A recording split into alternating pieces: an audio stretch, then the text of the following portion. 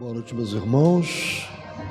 Hoje, dia 4 de dezembro de 2023, segunda-feira, estamos iniciando as atividades na Casa Espírita de Abel Sebastião de Almeida.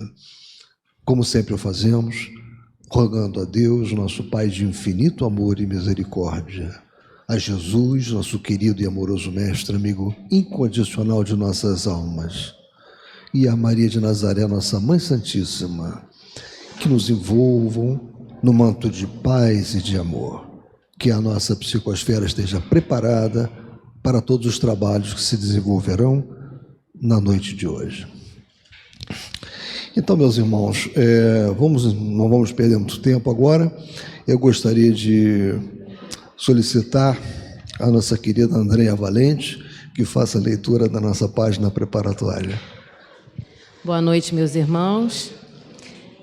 Razões para o amor aos inimigos, parte 1. Livro, O Evangelho por Emmanuel, Espírito Emmanuel, Psicografia Francisco Cândido Xavier. Os inimigos, queiramos ou não, são filhos de Deus como nós e, consequentemente, nossos irmãos, para quem Deus providenciará recursos e caminhos dentro da mesma bondade com que agem em nosso favor.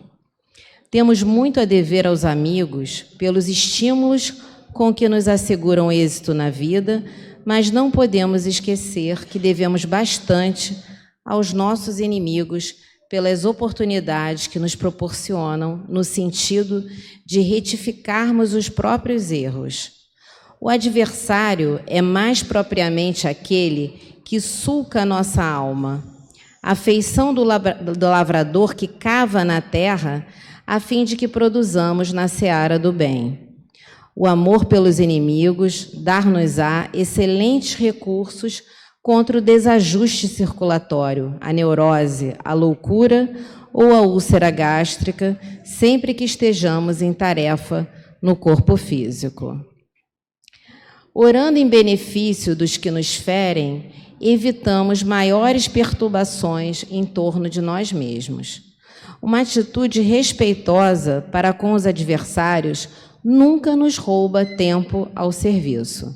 Amando os inimigos, entregando-nos sinceramente ao juízo de Deus, com as melhores vibrações de fraternidade, eliminamos 90% dos motivos de aflição e aborrecimento.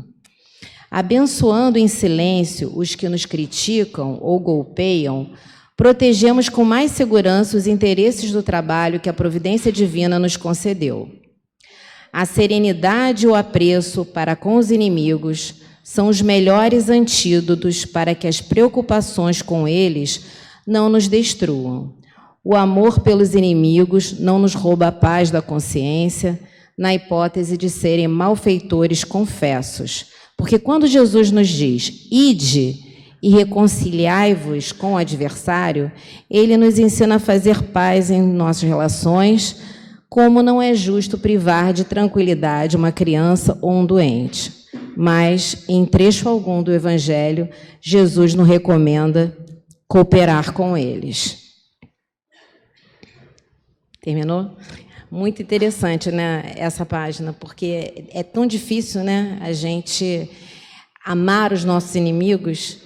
É uma coisa assim, a gente tem que, pelo menos assim, rezar, tentar rezar por eles, orar por eles, né, para que eles sigam o caminho do bem. E a gente também não cultivar dentro da gente o ódio, a raiva, porque isso contamina o nosso perispírito. Então, a gente tem que tentar, de alguma forma, melhorar enquanto há tempo. Meu avô sempre dizia isso, reconciliar rápido com seu inimigo, porque senão você, numa próxima, você vai vir junto com ele, muito próximo. Gente, boa noite, uma ótima palestra. Bem, meus irmãos, nós estamos então dando continuidade aos estudos, né, que fazemos às segundas-feiras, baseado no Evangelho segundo o Espiritismo. Nós estamos agora no capítulo 17 e vamos tratar de dois itens, os itens 1 e 2. Os itens muito importantes, porque o próximo item vai ser sobre o homem de bem, que é algo também fantástico de se tratar. Mas antes disso, é importante falar dos caracteres da perfeição. O texto que a nossa irmã Andréia leu para nós, ele praticamente já resume tudo né, que se precisamos falar, né? Aliás, com essa concisão de Emmanuel, é muito difícil depois criar coisas novas, mas a nossa tarefa é dar prosseguimento. Então, esse tema começa falando de perfeição. Então, é importante a gente falar um pouco sobre perfeição, né? Ou seja, olhando no dicionário, né, buscando apenas uma análise pelo dicionário, o que representaria a perfeição, né, que Jesus nos concita a ter. E depois nós vamos discutir até onde nós podemos almejar ter a perfeição. Qual é a perfeição possível que nós podemos almejar ter? Então, perfeição é um conjunto de todas as qualidades, a ausência de quaisquer defeitos, máximo de excelência a que uma coisa pode chegar, primor, correção, maior grau de bondade ou virtude a que alguém pode chegar, pureza, né? Nós encontramos isso no dicionário Aurélio. E o modelo de perfeição que nós recebemos? Isso não passou despercebido por Kardec. Kardec perguntou sobre essa questão, sobre esse assunto, na questão 625 do Livro dos Espíritos. E como ele perguntou e qual foi a resposta que ele recebeu nessa questão 625?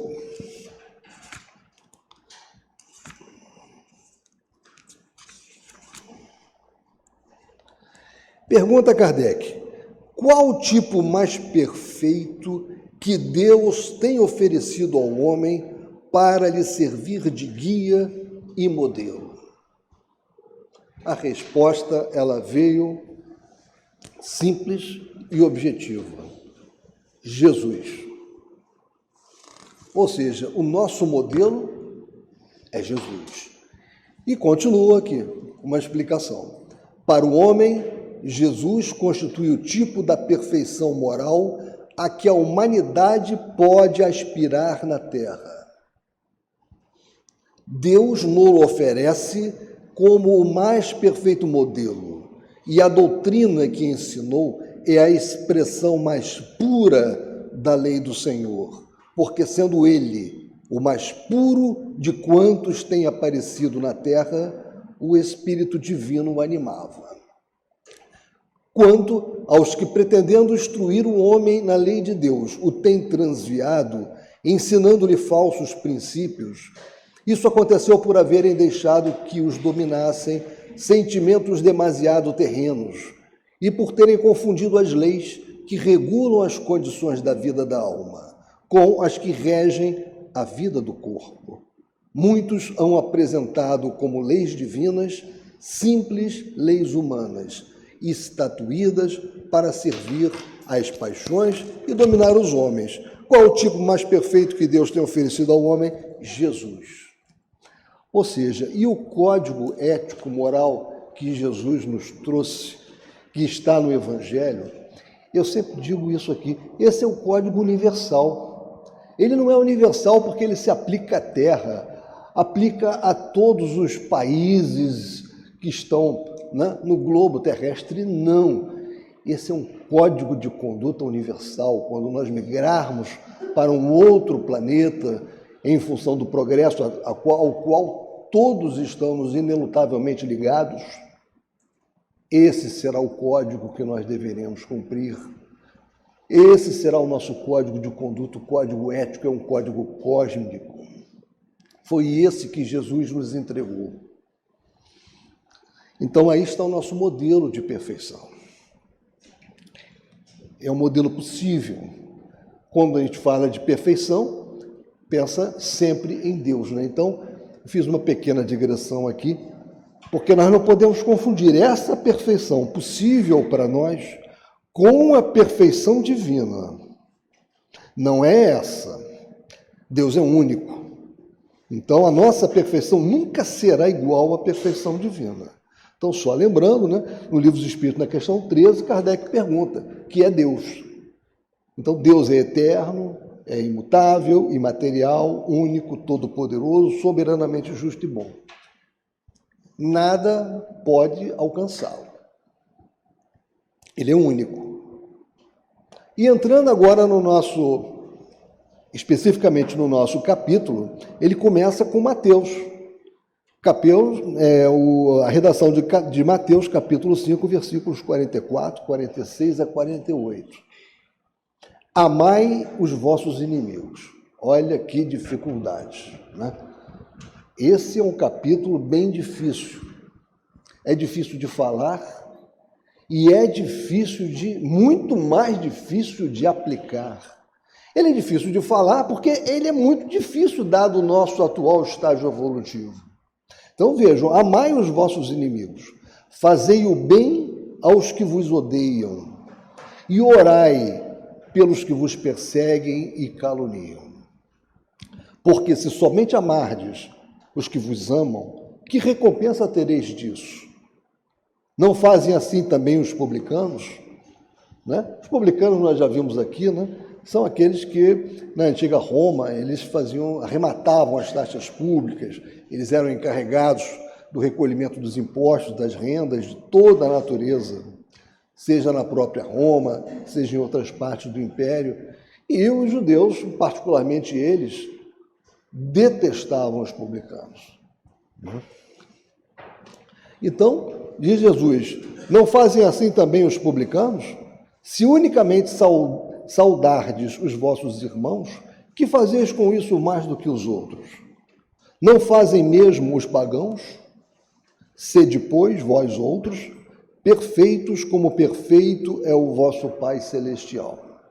Então, é sobre isso que nós vamos tratar na noite de hoje, né? Sobre o que Jesus está nos exortando.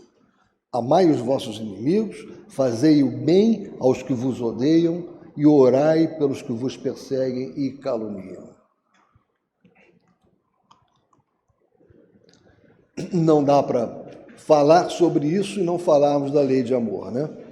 Então, nós temos que obedecer à lei de amor em tudo e para com todos. Conhecidos e desconhecidos, amigos e inimigos. Tal o ensino de Jesus, constante nesse trecho evangélico, onde somos exortados a sermos perfeitos, como o nosso Pai Celestial é perfeito. Né? Mas, obviamente, como o nosso Pai Celestial é perfeito, volto a dizer, não quer dizer que nós consigamos chegar à perfeição de Deus. E nós vamos ver aqui, nesse modelo gráfico, que Jesus nos orienta, como eu falei ainda há pouco, a cultivar e praticar com sinceridade todas as virtudes que nos são ensinadas e exemplificadas, a fim de que nos aproximemos daquele que é a perfeição absoluta. Nós estamos falando de Deus, então. Esse modelo gráfico que está aqui, ele procura retratar de uma forma assim pálida, né, essa nossa relação de progresso com Deus. Deus simbolizado por raios nesse diagrama, que partem geometricamente de um centro e se perdem no infinito. A consciência do homem é sempre a figura de um círculo, limitado sobre o centro desses raios. Então, nós estaríamos aqui. Então, só que, à medida que nós estamos aumentando aqui, esses raios todos, eles estão sempre evoluindo ao infinito. Então, nós nunca alcançamos, né, o final disso. Mas nós avançamos, nós progredimos, vamos ficando cada vez melhor. Né? Vamos poder chegar à perfeição possível para nós. Então, assim, embora essa consciência humana se amplie e se desenvolva incessantemente, em todos os sentidos, em face de sua limitação relativa em cada fase, ela jamais alcançará os raios infinitos.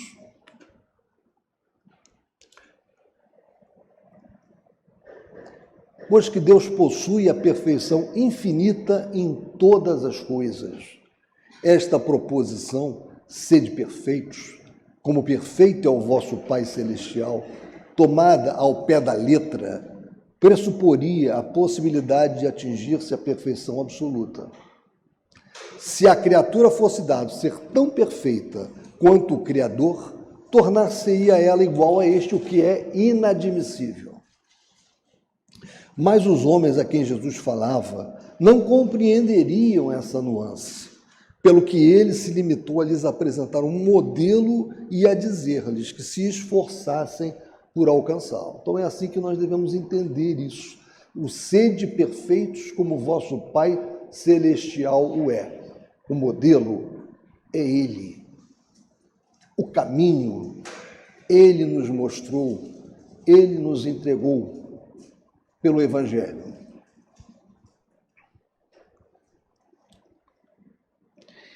E, obviamente, né, meus irmãos, nós vamos chegar na necessidade do exercício do amor, né, da prática do amor. Então, aquelas palavras, portanto, devem entender-se no sentido da perfeição relativa, como nós estamos vendo, a que a humanidade é suscetível e que mais a aproxima da divindade.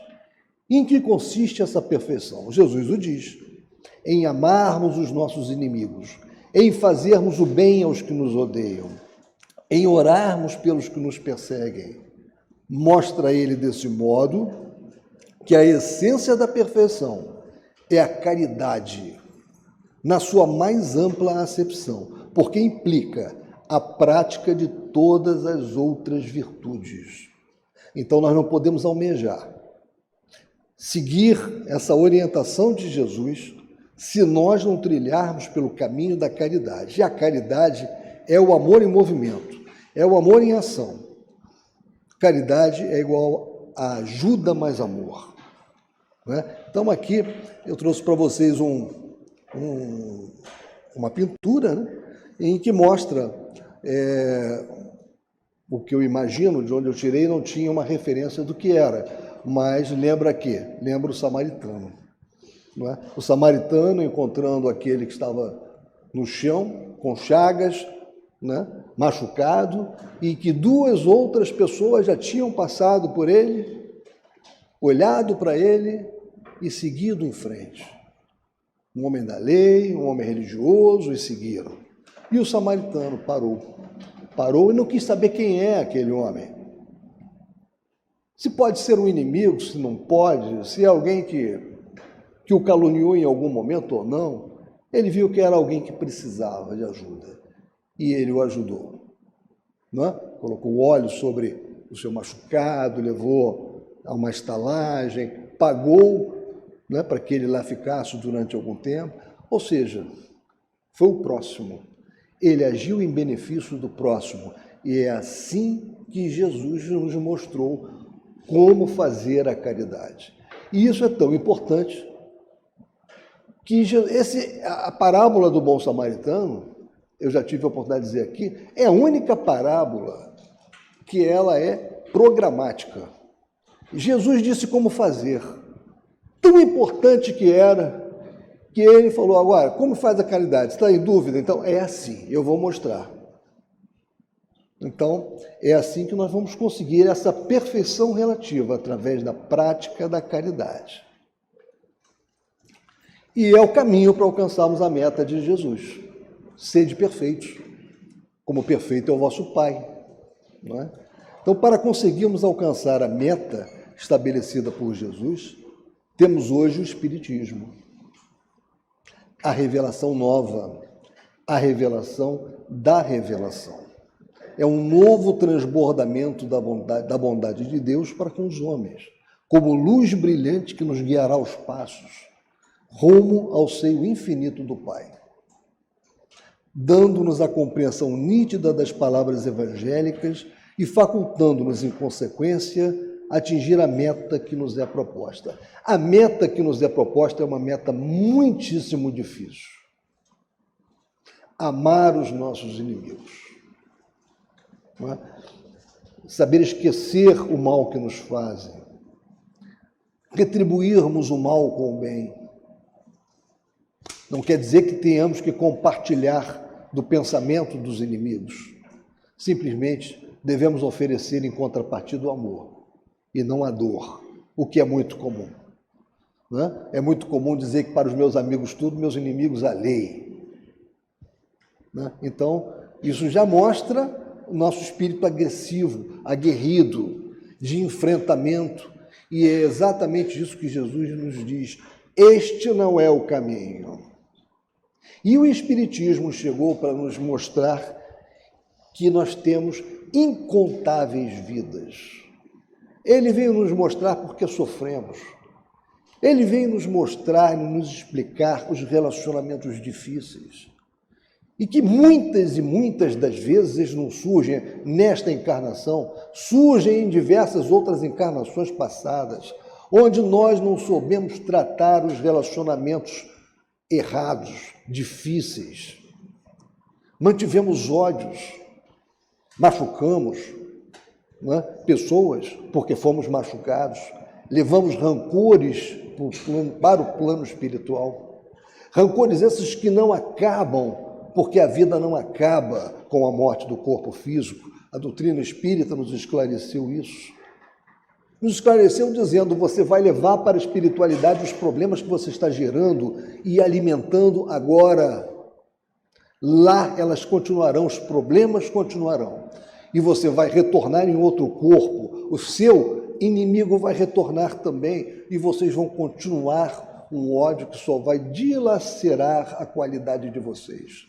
Vocês vão estar atrasando o progresso. Nós nunca vamos retroagir, melhor dizendo, no nosso progresso. Mas nós podemos nos estacionar através das nossas escolhas erradas. Então, a importância da doutrina espírita, quando nos esclareceu os motivos, né, da dor, né, a nossa origem, de onde viemos, para onde vamos, por que sofremos, nos esclareceu aquilo que Jesus teve que trazer para o mundo, para os homens, através de parábolas, porque viveu num momento da cultura do homem que ele não podia ainda receber aquele tipo de informação. Mas no século XIX, 1857, o homem já tinha condição de assimilar essas verdades. E o Espiritismo nos esclareceu sobre isso. E ele nos deu a chave fundamental de interpretação da mensagem de Cristo. Ou seja, nós queremos ler a Bíblia, devemos ler a Bíblia. É importante, é um repositório fantástico de informações. Leiamos com a chave ou com as chaves que o Espiritismo nos dá, porque aí tudo vai fazer sentido. Então, por isso que está aqui, né? Foi colocado aqui, que hoje nós temos o Espiritismo. Felizmente, hoje nós temos o Espiritismo, né? Com efeito, se observam os resultados de todos os vícios e mesmo dos simples defeitos, reconhecer-se-á nenhum haver que não altere mais ou menos o sentimento da caridade, porque todos têm seu princípio no egoísmo e no orgulho, que lhes são a negação, e isso porque tudo o que superexcita o sentimento da personalidade destrói, ou pelo menos enfraquece, os elementos da verdadeira caridade, que são a benevolência, a indulgência, a abnegação e o devotamento. E vamos nos lembrar, o que Jesus nos pede é para sermos perfeitos como perfeito é o nosso Pai. E nós não temos outro caminho, que não seja através do amor, não seja mediante o amor. E não dá para pensar no amor sem a parte prática, que é a caridade. Sem uma visão pragmática, que é a caridade. Então, caridade pode ser chamado da benevolência, da indulgência, abnegação e devotamento, ou ajuda mais amor, como está aí. Esse é o caminho. Paulo já tinha também alertado, né? Porque Paulo bebeu e muito, né? Ele se aprofundou muito nos ensinamentos de Jesus, e ele deixou uma mensagem para os coríntios, né? Que ainda que eu falasse línguas, as dos homens e as dos anjos, se eu não tivesse a caridade, seria como bronze que soa ou como símbolo que tine.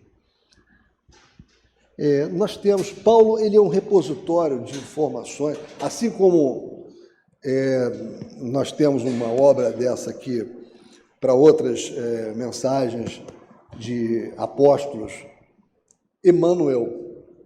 Aqui nós temos uma coletânea nesse livro, né, de análises feitas por Emmanuel sobre as cartas de Paulo. É muito interessante. E essa que nós estamos tratando agora, que fala especificamente da caridade, eu gostaria de ler para vocês uma análise que Emmanuel faz com relação a essa carta que foi para os Coríntios, né? Está no capítulo 13, versículo 1. Parafraseando o apóstolo Paulo, e aqui são palavras de Emmanuel: ser-nos-á lícito afirmar ante as lutas renovadoras no dia a dia. Se falo nos variados idiomas do mundo e até mesmo na linguagem do plano espiritual, a fim de comunicar-me com os irmãos da terra, e não tiver compreensão dos meus semelhantes, serei qual o gongo que soa vazio ou qual martelo que bate inutilmente. Se cobrir-me de dons espirituais e adquirir fé, a ponto de transplantar montanhas e não tiver compreensão das necessidades do próximo, nada sou. E se vier a distribuir todos os bens que acaso possua, a benefício dos companheiros em dificuldades maiores que as nossas, ou entregar-me à fogueira em louvor de minhas próprias convicções, e não demonstrar compreensão em auxílio dos que me cercam, isso de nada me aproveitaria.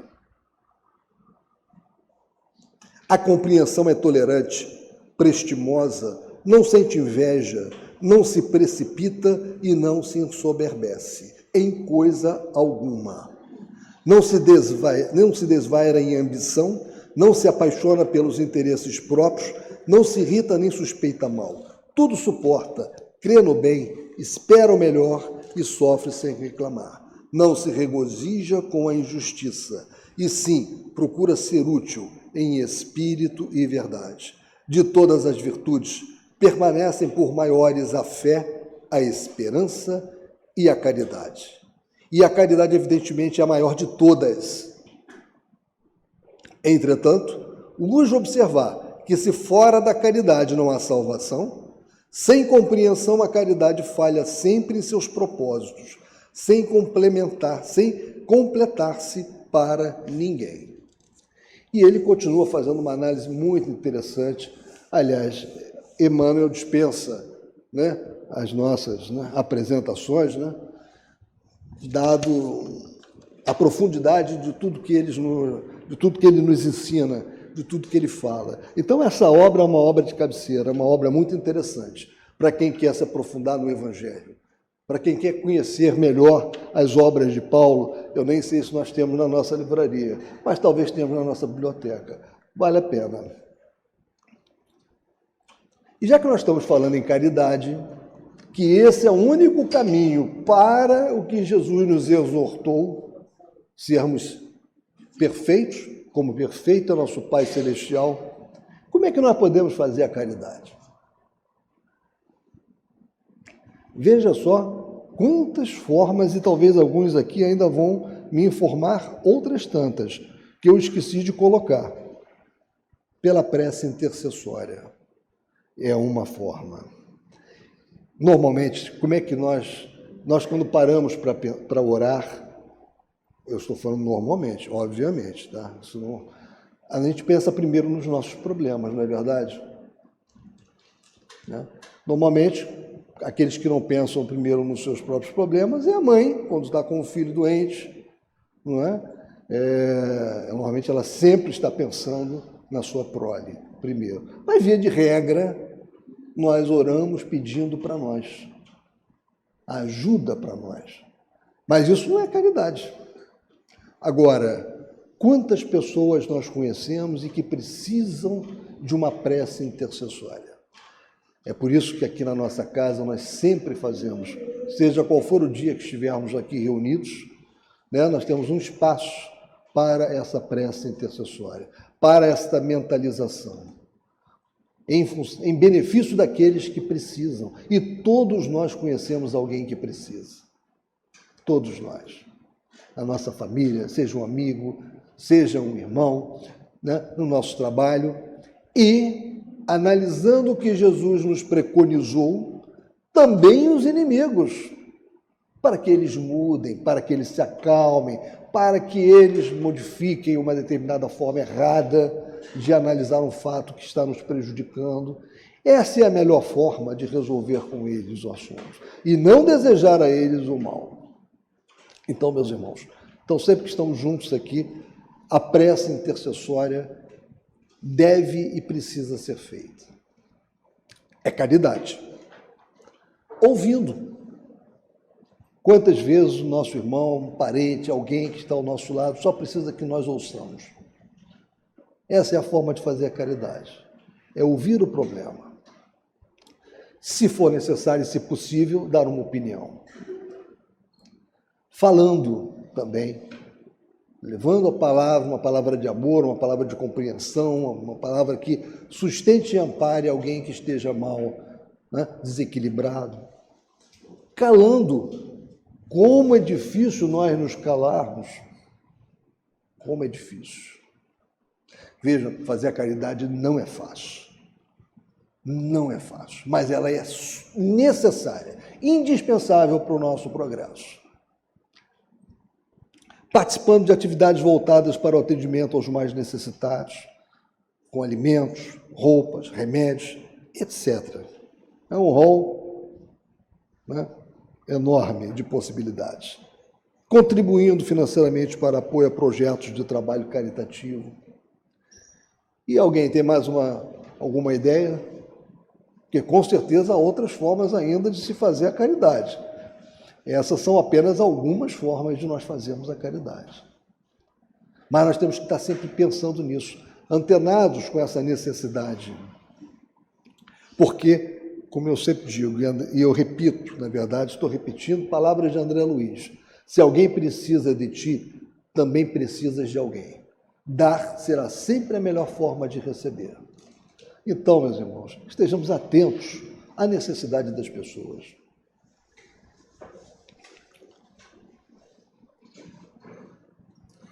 E o tema básico é caridade.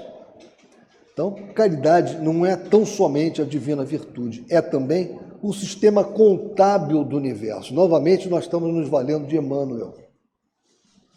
Caridade é o sistema contábil do universo. Vejam só. Que nos permite a felicidade de auxiliar para sermos auxiliados. Um dia nas alfândegas da morte, toda a bagagem daquilo de que não necessites ser-te-á confiscada.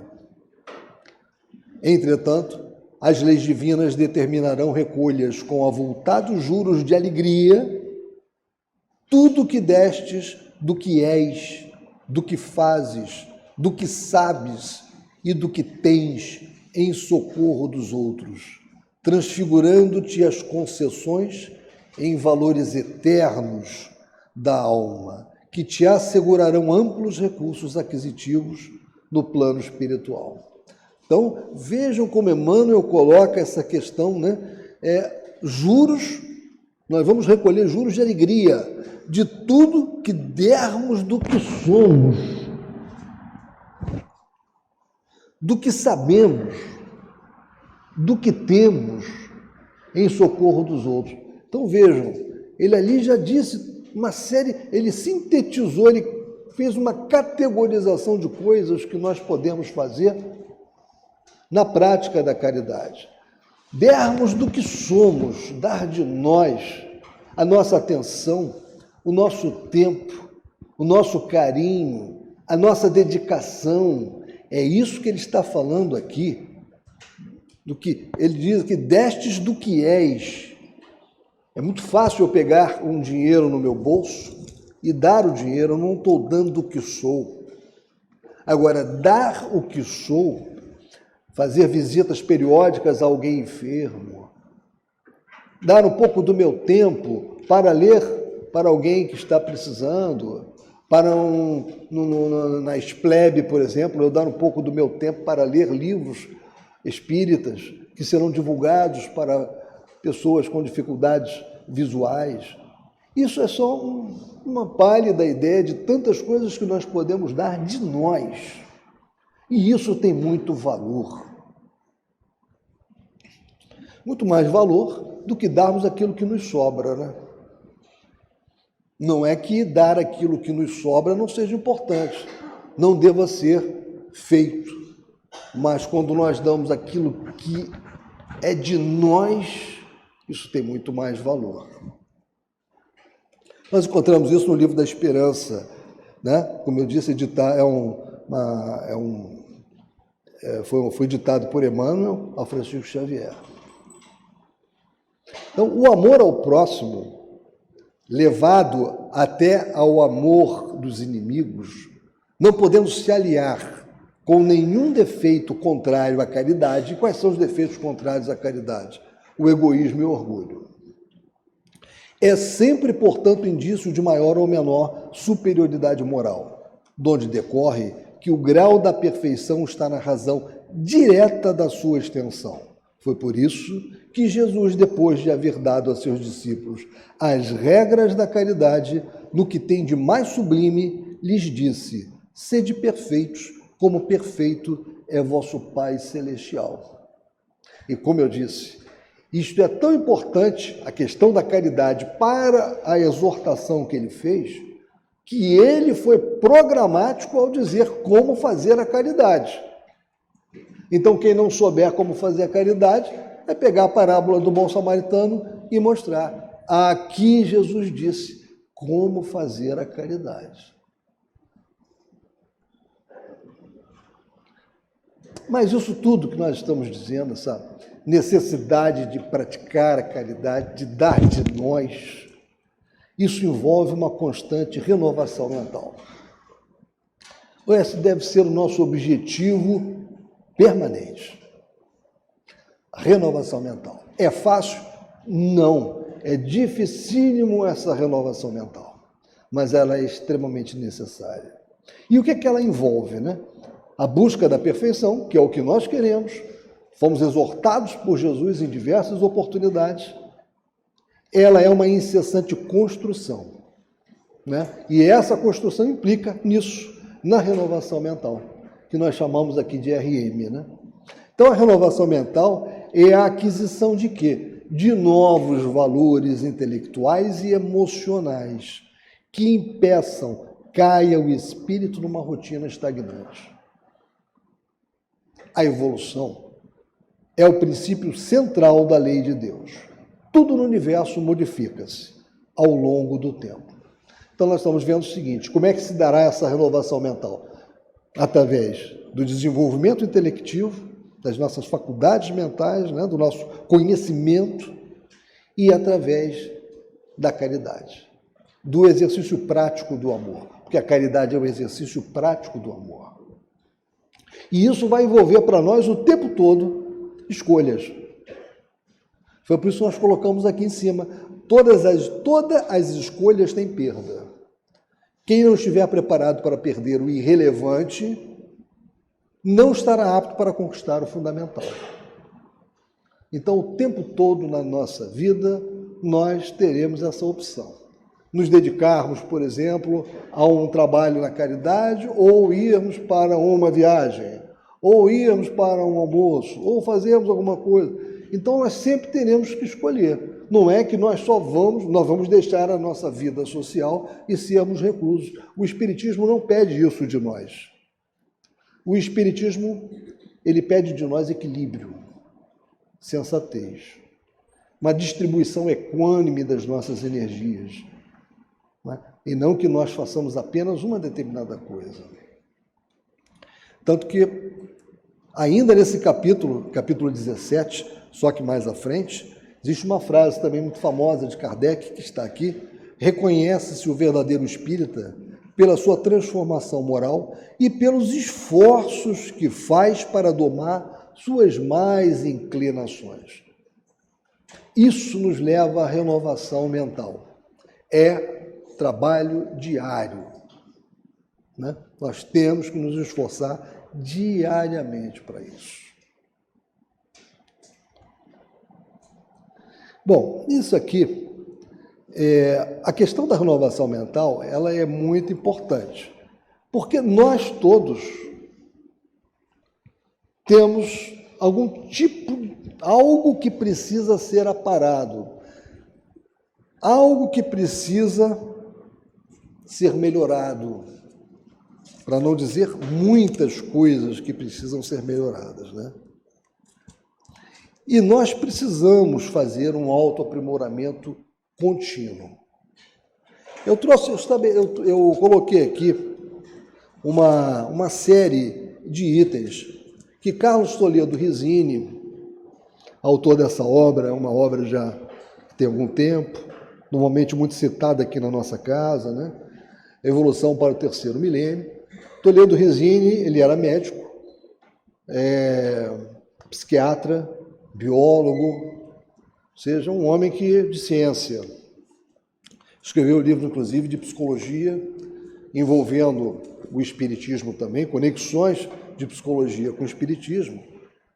E Rizzini, para nos mostrar como nós temos que fazer constantemente uma análise cuidadosa de como é que nós estamos para chegar a essa perfeição, para a renovação mental, escreveu ele: quem precisará modificar-se interiormente?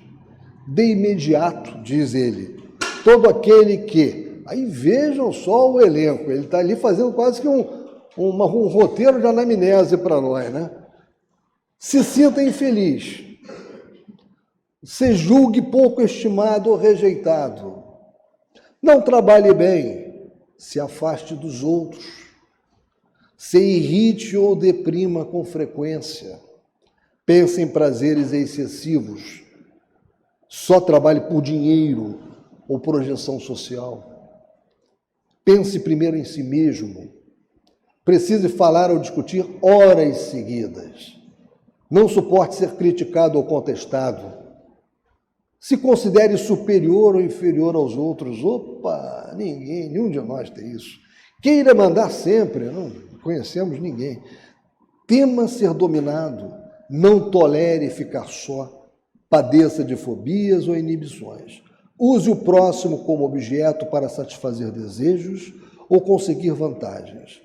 Pessoas desse tipo não são consideradas normais nem pelos psicólogos, nem pelos mentores espirituais, e devem procurar ajuda. Na verdade, eu diria, o Evangelho é o nosso caminho. A mudança íntima que vai acontecer conosco, na medida em que nós melhoramos pela prática do amor, que é a caridade, isso vai nos ajudando para e passo. E Rizzini, nessa continuação, ele diz, Emmanuel, por exemplo, e ele aí cita Justiça Divina, que é uma obra muito interessante de Emmanuel, que deve ser lida quando nós estudamos o céu e o inferno. Então, Justiça Divina é uma obra muito interessante quando estivermos estudando o céu e o inferno. Igual a Seara dos Médiuns.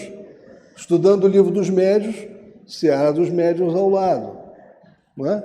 Espírito de verdade. Estamos estudando o Evangelho. Espírito de verdade. E o que diz aqui Emmanuel em Seara Divina? É necessário reconhecer que todos nós, espíritos encarnados e desencarnados, em serviço na Terra, ante o volume dos débitos que contraímos nas existências passadas, somos doentes em laboriosa restauração. Todos somos enfermos, pedindo alta. E a doutrina nos mostra a forma de nos melhorarmos, né? Jesus nos deu isso, que é o amor. Volto a dizer, o tempo todo, essa é a nossa temática.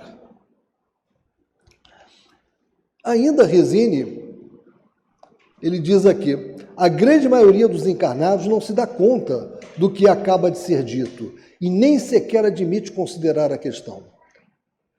Dizem os instrutores da espiritualidade que geralmente os homens estão interessados em tudo quanto se relacione com o bem-estar da vida terrena, querem a satisfação pessoal e não cuidam da vida espiritual. Estão adormecidos na indiferença. Como Emmanuel também diz isso em Vinha de Luz.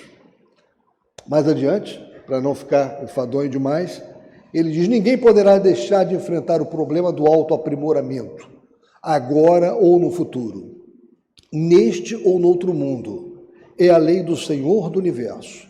Refrear as paixões, amar o bem e não a si mesmo, curar a hipertrofia congênita do eu, como diz Emmanuel, ou a obsessão neurótica do eu, como diz Karen Horney, sentir pelo próximo, etc. Chegarão a ser necessidades do espírito quando nele instalar-se a silenciosa e solitária luta íntima contra as suas imperfeições. Nesse dia, ele será um discípulo do Evangelho. Começou a sua regeneração, não por virtude, mas impelido pela dor. É um momento decisivo que chega para todos. Nós sabemos disso, né, meus irmãos? Ou nós avançamos pelo amor, ou nós avançamos pela dor. Avançar pelo amor é um avanço com muita tranquilidade. É uma estrada que nos permite controlar o veículo. Avançar pela dor é como ser jogado da rocha de Tarpeia, como era feito nos romanos na época de Cristo. Naquela época, os criminosos ou aqueles que eram julgados culpados, em alguns casos, conforme a decisão do magistrado, eles eram colocados num saco junto com uma víbora e jogados de um monte enorme. O saco era amarrado e eles eram então jogados daquele monte. Se conseguissem chegar lá embaixo vivos, eles poderiam continuar a vida deles. Obviamente, ninguém chegava, né? O corpo estava sempre morto, o espírito estava vivo, é claro. Então, meus irmãos, vamos caminhar pelo amor, a prática da caridade. E nós temos inúmeras oportunidades. Uma delas vai começar daqui a pouco, que é a prece intercessória.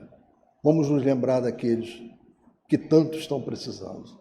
Vamos aproveitar toda essa energia que é gerada nesse ambiente e a presença dos nossos irmãos espirituais, que estão aqui há muito mais tempo antes de nós chegarmos, preparando todo esse ambiente para o trabalho.